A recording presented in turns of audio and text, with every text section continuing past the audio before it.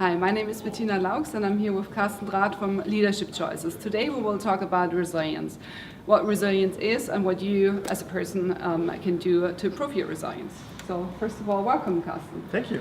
Thanks for joining me today. Talking about resilience, there's lots of studies out there, Harvard Business Review talks about it, articles, newspaper.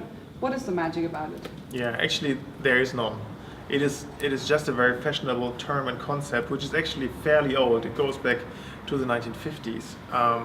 The term resilience comes from physics and means nothing less than the capability of a physical object to recover from an impact from the outside. If you translate that to a human being, that means how well can I cope with stress, change, pressure, adversity coming my way. Part of it's part of your personality, of your DNA if you wish, but the good news is a part of it and a large portion of it can actually be learned and trained. And what is it that I can do to improve my resilience, to train it? You can really work on it on different levels.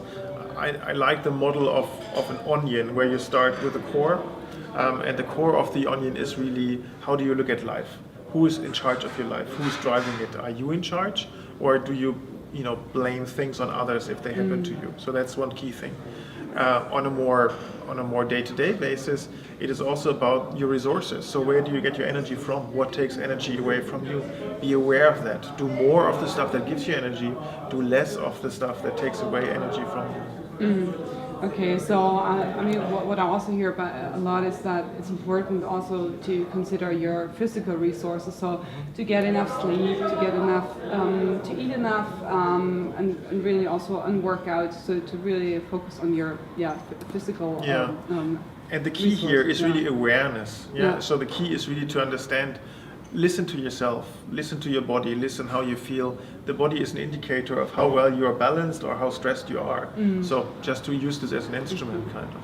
And talking about communication technology and communicating with people. These days, many people are actually controlled by their little devices, or by their laptop. Emails start floating in at 5 o'clock in the morning or earlier, and they only end after 2300.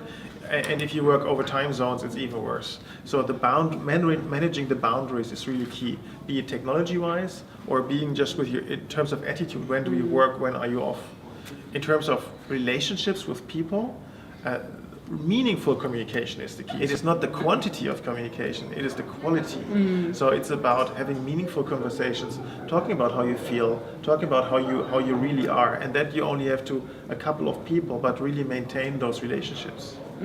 Okay, and when you look at it from a general perspective, I've also heard that it's called resilience has a big portion of having meaning in your life or identifying the meaning. What is about that? Yeah, I mean, there's this very, very, very old Confucius saying, "Love what you do, and you will never work a day in your entire life." And that means nothing less than if I'm at peace with what I do, if I'm happy with what I do, it doesn't affect me as much, even if I work long hours. So it is really about finding this connection.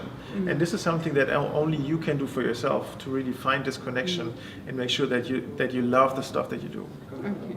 And if we want to give 2 tips to people to say, if you want to go out there today and start being more resilient, what is it that you would recommend? Yeah, I think first thing really to do is make sure that you understand what are resources for you. So what gives you energy? Make sure you schedule it in your Outlook, in your calendar. And the other thing is really be aware of those little things and when to switch them off. When is a good time to be off duty and not be online like 24/7 without any need for it. And start doing more of the things that you love doing. Thank Absolutely. you very much. Thank you, Bettina.